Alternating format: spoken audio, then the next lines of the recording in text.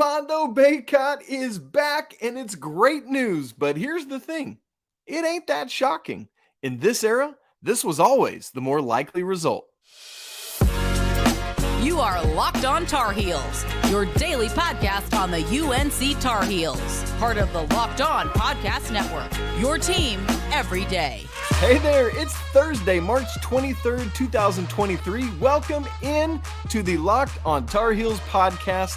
I'm your host, Isaac Shade, and I want to thank you for joining us following what was a whirlwind of a Wednesday. Coming up on today's show, we are going to talk about that whirlwind. We'll get to the Puff Johnson news.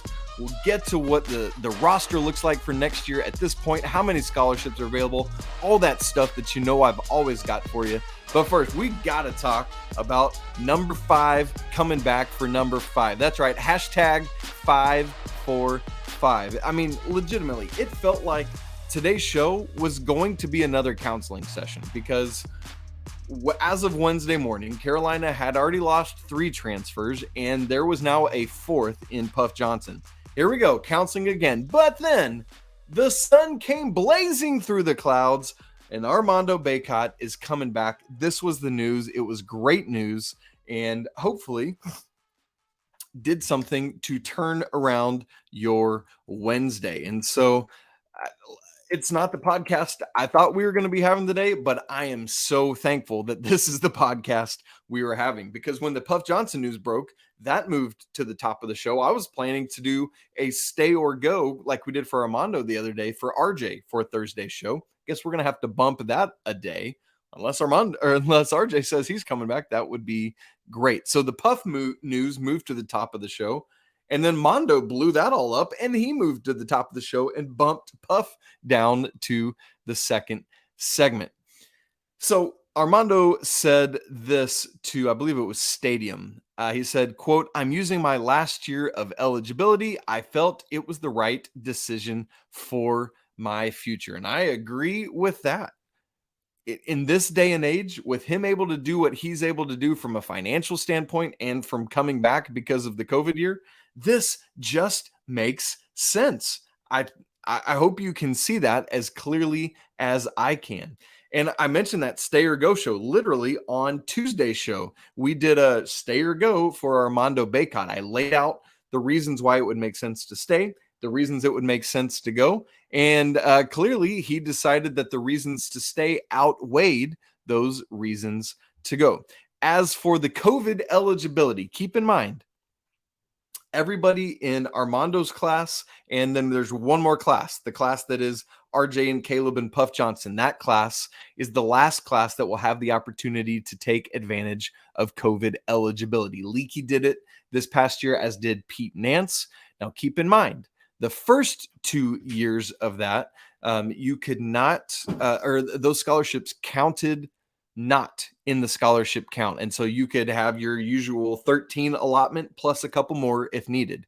Starting this most recent year, so Leaky and Pete, their scholarships counted against that 13 max. That means Armando's will as well. So we'll factor that in when we talk about the scholarship math here in a little bit. I'll show you the full chart and everything. You know, my little rainbow chart that I make? Yeah, that's coming up. So keep that in mind. What I love about the timing of this, and I don't know if it's intentional or not, but let's think back to football season. Everything ended. Carolina is losing multiple transfers because that's the thing. That's the era we live in now. People are just going to transfer, right? It is what it is. And so Tony Grimes was leaving, Storm Duck, losing an offensive coordinator, right? Like Coach Longo heading up to Wisconsin. Literally the same day that the Longo news broke was when Drake May announced that he was staying in Chapel Hill. I've never heard, I've still not been able to find that, if that was intentional to like help stem the tide and let everyone know, hey, it's going to be okay. Some of these other people are leaving, but your quarterback is staying.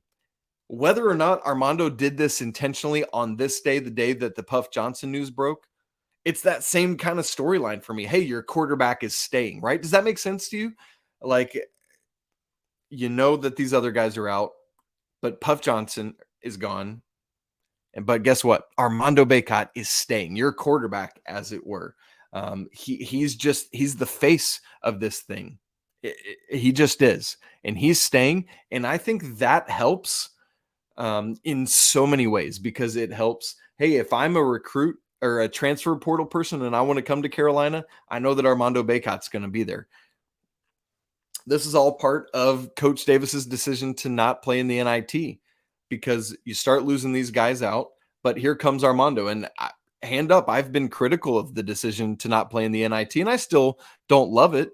But when you see stuff like this happening, it makes some sense, because it allows Carolina to get moving more quickly in the transfer portal, gets Armando able to say, hey, I'm back, I'm here. And then that really helps the coaching staff in their recruiting, excuse me. And so, let's just reiterate some of those reasons for Armando to stay.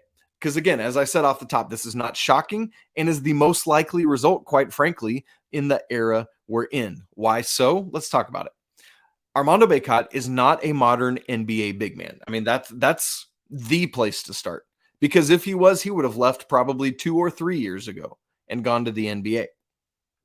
Now, his rebounding, that translates. That's one of the things that scouts often talk about. Rebounding translates across divisions. But Armando can't step out and hit a shot. I guess technically he can. He hasn't shown the ability to do that consistently while in college. What can I say it that way? Yeah, you hear that. He's not quite consistent enough around the rim. Needs to do that more. It's these kind of things that make him not NBA material right now. 20 years ago, yeah, he would have been in. And before the NIL era, he would have been in already. It is curious, though, to me that he's not testing the waters. He did the same thing last year to go and really get that FaceTime with NBA execs and others to figure out what it is he needs to do, but get them the opportunity to know him, because that personality of his, man, it translates through. And I think when you get to encounter him, you realize, hey, this is somebody we want in our franchise. Again, another reason this was always the more likely result is Armando is just, quite frankly, raking it in because of name, image, and likeness. He's making so much money as being a member of the Tar Heels. Why go and risk that when it's like, hey, I got one more year, one more opportunity to do this. I can set myself and future generations up of my family for life. So do it. Another thing, Armando Bacot loves Carolina, and Carolina loves Armando Bacot. So if you got another chance to do that one more, do it. Why not? You know what I mean? Yeah, absolutely.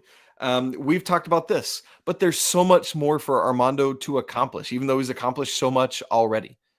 If I'm him, I want to show that this year was a fluke with injuries and the end of last season.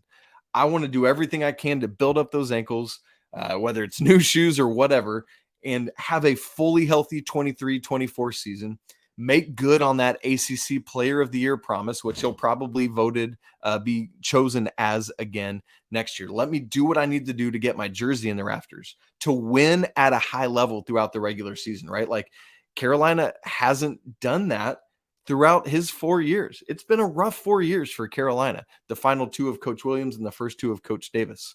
So let me come back and be part of a team that wins an ACC regular season, or a team that wins an ACC tournament championship, or a team that finishes off what Carolina wasn't able to do last year in the final couple minutes of the national championship game.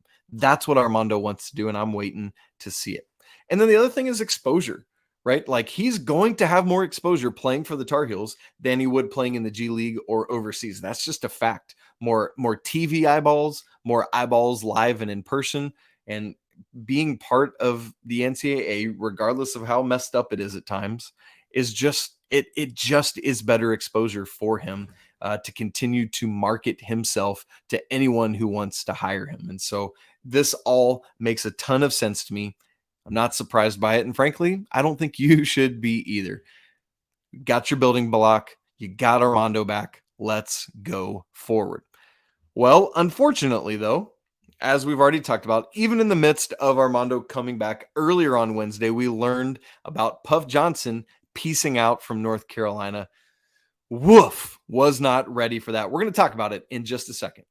But first, this episode is brought to you by our partners at FanDuel. The tournament is heating up, and now's the perfect time to download FanDuel, America's #1 sportsbook. New customers get a no-sweat first bet up to $1,000. That's bonus bets back if your first bet doesn't win. So download the FanDuel Sportsbook app right now. It's safe, secure, and super easy to use. And then you can bet on everything from the money line to point scores, three-pointers drained, any of this weekend's Sweet 16 or Elite 8 action. Make sure you get in on it.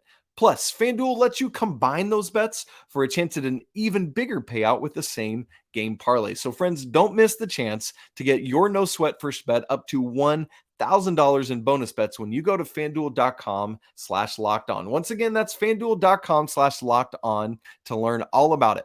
Make every moment more with FanDuel, an official sports betting partner of the NBA. All right, there's all the Armando Bacot news that is fit to print. But at the same time, we do have to report the sad news about Puff Johnson going portaling. Puff went portaling. And I got to tell you, folks, this is what hurts. Like, let's just put the cards on the table, strip off our defenses, and be emotional and vulnerable for a second. This one's hard.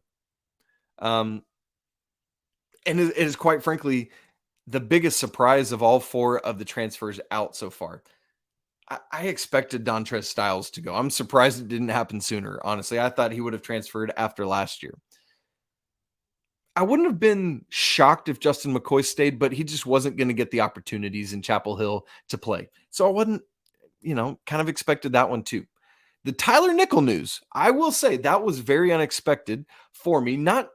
It was expected in terms of the lack of playing time. It was unexpected in terms of what he had discussed about wanting to learn and grow and develop with the hope of moving more into the lineup next season.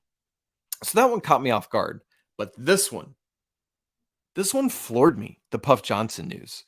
He has what I think is a really big role for Carolina. He clearly has the trust of Coach Davis and the coaching staff to go out and do impressive things. It makes me wonder if it's the kind of thing where he was thinking, listen, I want to go somewhere where I know I'm going to start. For example, he would have started this year if Pete Nance hadn't transferred in.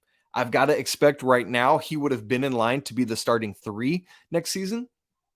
But you know that Coach Davis is going to want to bring in somebody that is a more prolific shooter to start in that role. It just is what it is. And you hate it for Puff because so much of it is injuries that have held him back from really reaching his ceiling or potential. You saw what Cam, his older brother, was able to do in his 2 years at North Carolina, having a pretty good, albeit injury-plagued first season. And then Cam's second year at North Carolina catapulted him into the lottery that next year when he was drafted by the Suns. And look at what he's having a really strong NBA career so far. I hoped for that same trajectory and path for Puff, but it's not to be. So he enters the transfer portal, the 4th of Carolina's 13 scholarship players from last season. That's wild to think about. But again, this is the landscape of college athletics right now.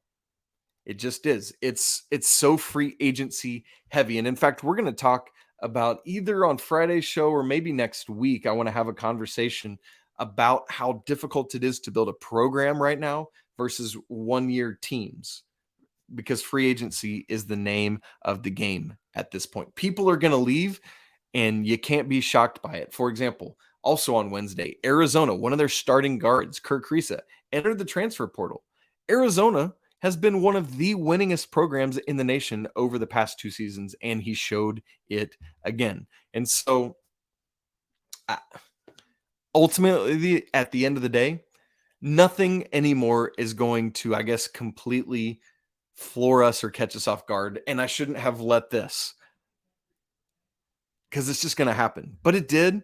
And that's where we're at. So with Puff, man, for example, I was planning to say this off the top of today's show before the Bacot news broke. A member of the upcoming senior class has decided to transfer, and I would not have guessed it to be the person who it is, but it is, right? Like, if you had told me a member of the upcoming senior class was going to transfer, I would have guessed Caleb or RJ, but it's Puff. It is the most shocking thing. But again, it shouldn't be ultimately overwhelmingly shocking. And so here we go. We move on. We see what's happened, and we just have to live with it, accept it, and deal with it as the reality of college athletics in 2023, right? We wish Puff the best. Hopefully he finds a good landing spot. Would love it if he would go somewhere back up home near Moon Township, Pennsylvania. Just please don't go to Pitt, Puff, right? Like, do not go to Pitt, which I don't even want to think about that right now, but we'll see. Obviously, all four of these guys that have transferred out are going to land somewhere, and we'll have to wait to see what that is. Well, Puff is gone. Armando's coming back. What does it mean for next year for the Tar Heels? We got to unpack that. Oh, I got my scholarships chart for you ready to go. You ready? We'll get into it in just a second. Okay, Puff Johnson gone. Armando Bacot back. We got to look at the scholarship math, figure out where things are right now. So let me bring that in and show it to you. If you're watching the show, you see it pop up there. If you're not watching on YouTube, you can go find this exact chart on my Twitter and follow along as we talk. I've got it pinned to the top of my page right now so you can see it. For those who haven't seen this before, what I do is I broadcast out every year for the next several years in terms of as long as there's eligibility left, you see it out there. So right now it shows the 2023-24 season out through 27-28.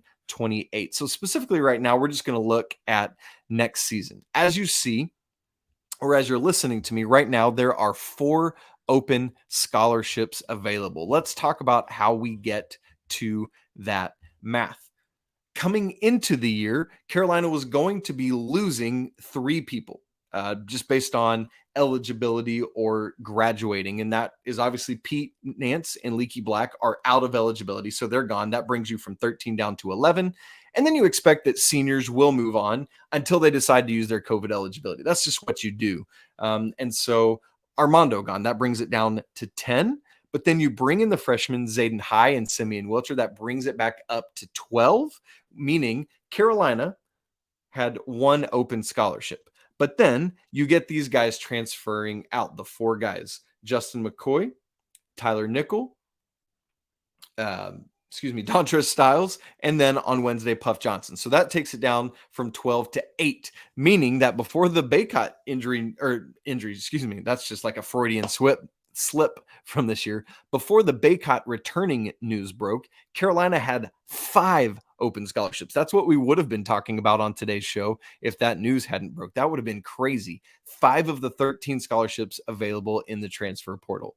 But then Armando says he's coming back, and so that brings the number back to 4 open scholarships with 9 players currently on the roster. So let me run you through those from the oldest, or at least in terms of class on down. So super senior, Mondo Bacot. The senior class, Caleb Love, RJ Davis, that gets us to 3. The junior class is DeMarco Dunn, that gets us to 4. The sophomore class is Seth Trimble, Jalen Washington, and Will Shaver, that gets us to 7.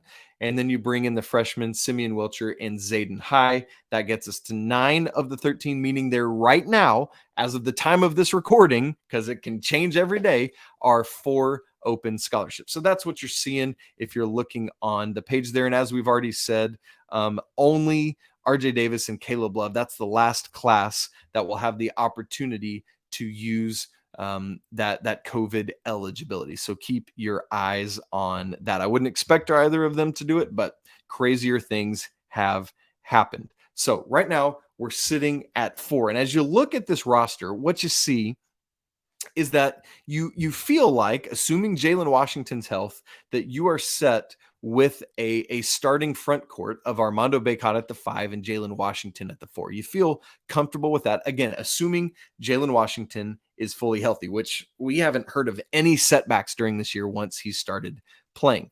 but you need a viable backup. So I think at least one of those 4 scholarships has to go to someone that's either another stretch 4 or stretch 5, even better, right? Or somebody that is Armando's kind of size and skill set that can give him a legitimate blow. Somebody like, think about DJ Burns that we saw from NC State, like that body type who can just move people around. Would love that as a backup. Of course, he probably wouldn't want to come be a backup, so that's part of it too. Whoever comes in is going to be a backup. And so as you start to look at what Carolina's lost, this started to occur to me on Wednesday. Obviously, Leaky Black is gone. He was the starting 3. But then you also lose Tyler Nickel, Dontrez Styles, and Puff Johnson, all who are wings, all who play the 3.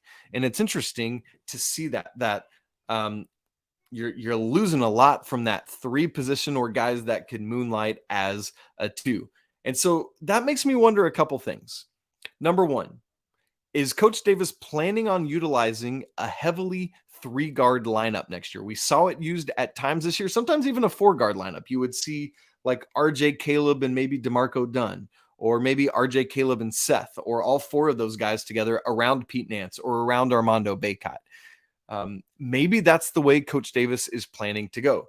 Another possibility is that he's already got like a 3, like a wing in the transfer portal lined up and ready to go. Someone that can just rain from outside. We don't know that obviously, but I'm just trying to speculate at this point.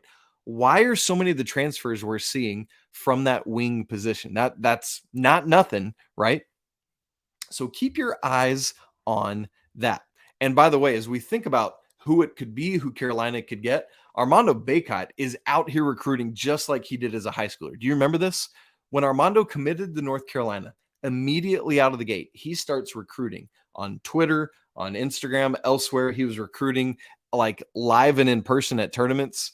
Hey, we got some scholarships at Carolina. Come join me. Come play with me. Like, he was that dude. We've talked about how much he loves Carolina on the show already today. That's Armando Bacot. So after it comes out that Armando is staying in North Carolina, he tweets this: "Who trying to come play with me? DM me." And this is classic Armando Bacot. Just like, why does it have to be all cloak and dagger? Let's just get it out here and get the news going to say, hey, listen, right now, depending on, other movement, there could still be transfers out from North Carolina. But right now, we have 4 scholarships available. Who wants to come and ride with me one last time? I'm not messing around. I'm going to do everything I can to propel us back to the top of the mountain. That's the goal. That's the plan. And that's the aim. That's what Armando Bacot is hoping to do. Also, in real time, as I'm looking back at the chart, I've forgotten to put the carrots on Armando Bacot's name to show that he's using his extra year of COVID eligibility. I need to go back and do that when we're done here.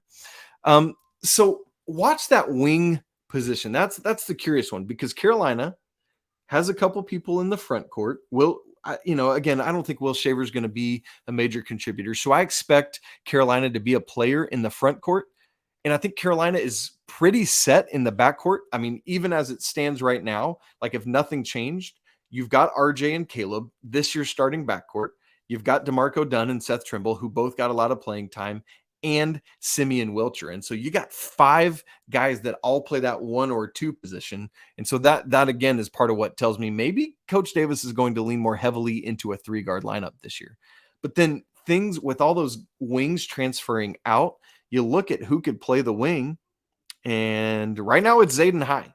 That's it.